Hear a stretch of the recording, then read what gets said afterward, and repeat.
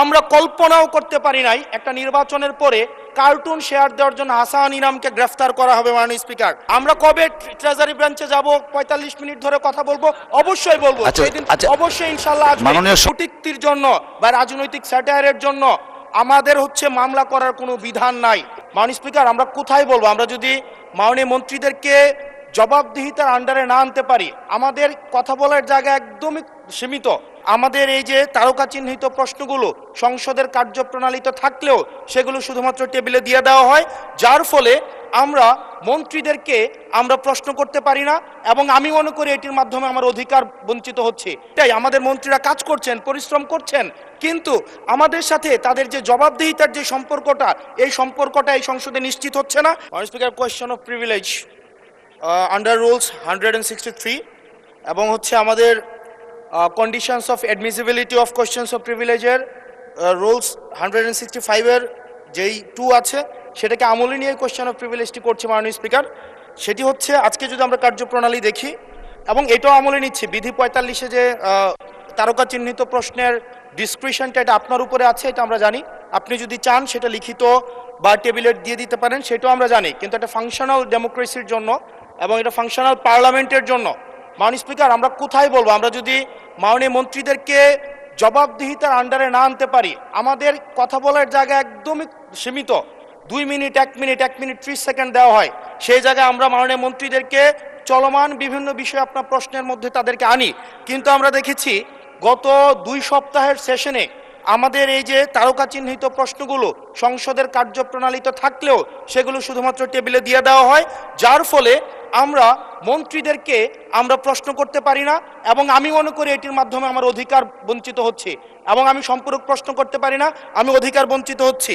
যেমন চলমান ঘটনায় যেটি গুরুত্বপূর্ণ, আমরা কল্পনাও করতে পারি নাই একটা নির্বাচনের পরে কার্টুন শেয়ার দেওয়ার জন্য হাসান ইনামকে গ্রেফতার করা হবে মাননীয় স্পিকার।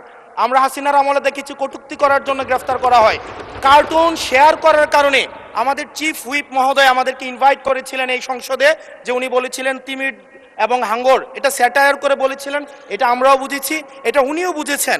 কিন্তু মাননীয় স্পিকার, দুঃখজনক বিষয় যে এই কার্টুনটি শেয়ার করার কারণে আমাদের মাননীয় চিফ হুইপ মহোদয়ের এক কর্মী মামলা করেছে 25 ধারায়। যে মামলা 25 ধারায় যদি সংক্ষেপে বলি, আপনি মাননীয় স্পিকার, মাননীয় সদস্য, 1 মিনিট মাননীয় স্পিকার, আমরা এমনি সুযোগ পাই না, সুযোগ দেওয়া হয় না।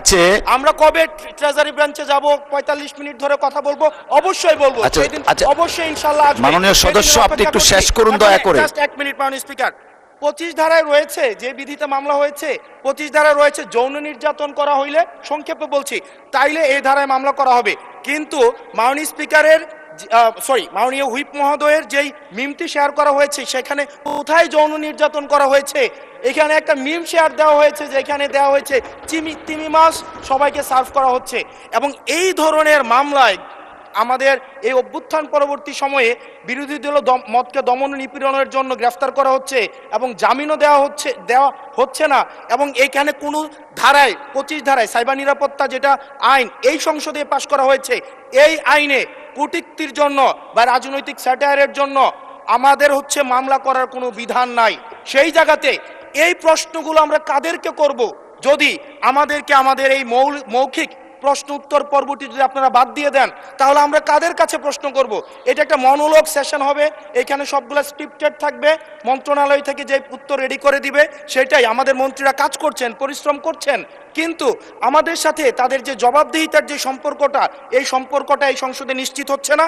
এবং আমি মনে করছি রুলস 163 এই বিধি অনুযায়ী আমার অধিকার বঞ্চিত করা হচ্ছে, এবং অতি সত্বর এই যে মৌখিক উত্তরদানের যে কর্মসূচিটি রয়েছে, সেটি রুলস অফ প্রসিজারে অন্তর্ভুক্ত করা হোক, যাতে করে আমাদের মাননীয় মন্ত্রীদেরকে আমরা জবাবদিহিতার আন্ডারে আমরা আনতে পারি। ধন্যবাদ মাননীয় স্পিকার।